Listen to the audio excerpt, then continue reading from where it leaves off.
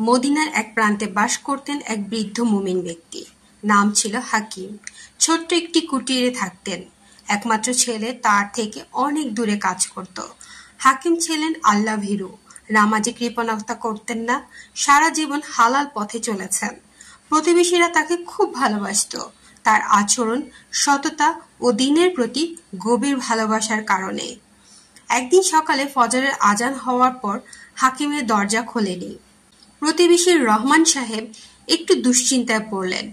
পরে দরজা ভেঙে ঘরে ঢুকে সবাই দেখতে পেলেন হাকিম সেজদা অবস্থায় ইন্তেকাল করেছেন। চারিদিক নীরব, বাতাস যেন থেমে গেছে। চোখে পানি নিয়ে সবাই বলল, কি সৌভাগ্য! আল্লাহর কাছে সেজদা থাকা অবস্থায় তিনি দুনিয়া ছেড়ে গেছেন। তার জানাজায় পুরো গ্রাম উপচে পড়েছিল।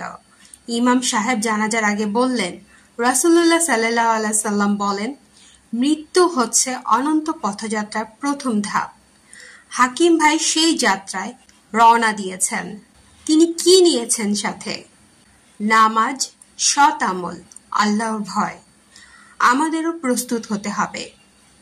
তার মৃত্যুর পর বহু মানুষ তার জীবন থেকে শিক্ষা নিয়ে নামাজে আগ্রহী হলো। কেউ কেউ গীবত, হিংসা, অন্যায় কাজ ছেড়ে দিল, কারণ সবাই দেখল একজন আল্লাহভীরু মানুষ কিভাবে মর্যাদার সাথে মৃত্যুবরণ করতে পারে। মৃত্যু কোনো শেষ নয়, বরং এক চিরন্তন জীবনের শুরু।